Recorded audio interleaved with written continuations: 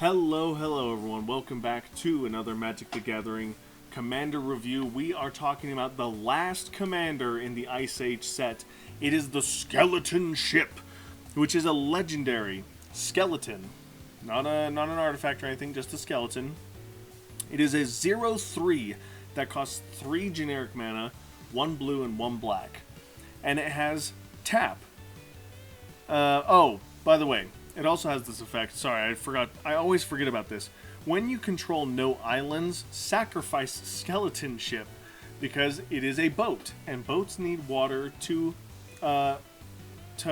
what is the word I'm looking for? Boats need waters to sail in, to sail upon. There we go.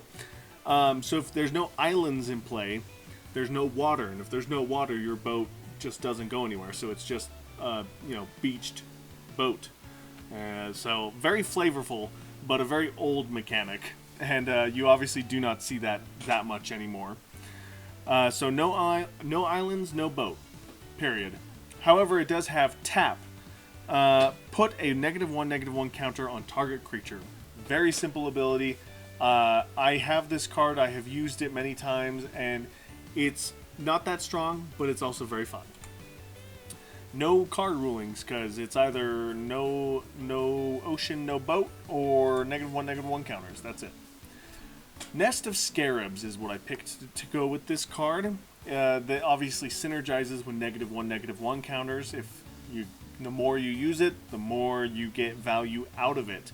And there's a whole deck that I play with about this ability, which is -1/-1 counters.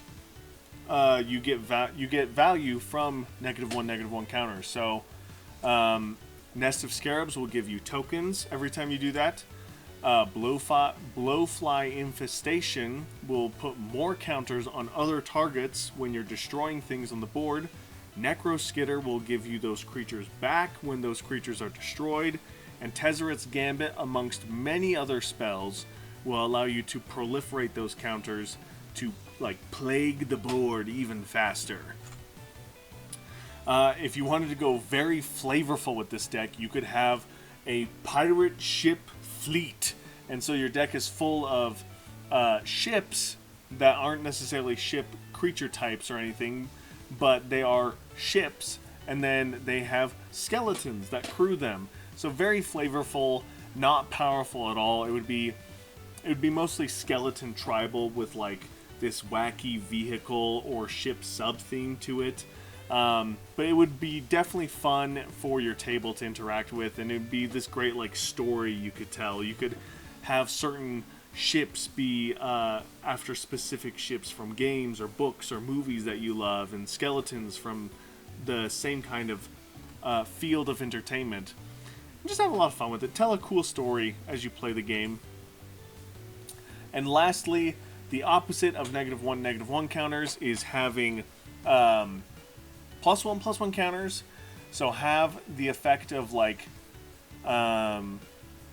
this would be a Undying or Unleashed deck. That's what this is. Undying or Unleashed, which when the creature dies, it comes back with a +1/+1 counter. And so the way to take advantage of this deck is by removing those counters, so that way when they die again, they'll come back into play. So Sage of Fables is an alternate way to get rid of those +1/+1 counters.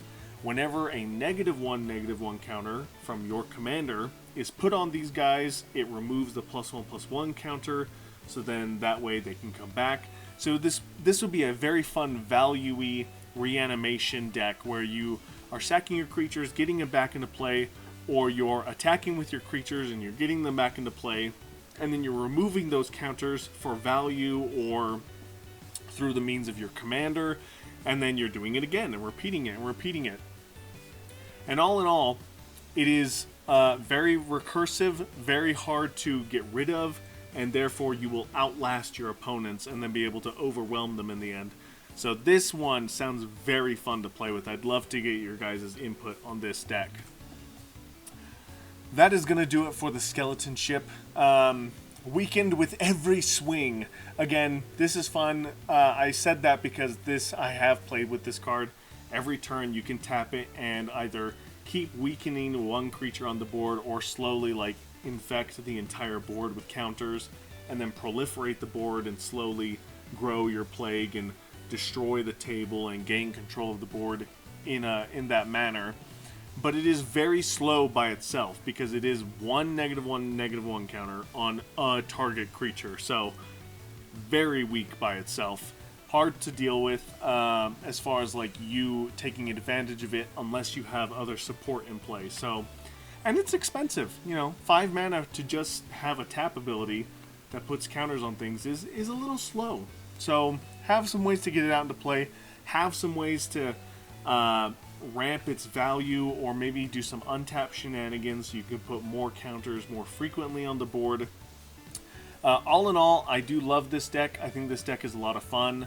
It does get a little bit of a target on its back because you are like whittling the opponent's board down, making it so they can't do what they have built their deck to do. So you can get some hate for that. Bear that in mind. All in all, though, it is a fun deck. I enjoy it. I can't wait to hear your guys' thoughts on it. Let me know if there's anything that I missed, any synergies, or any combos.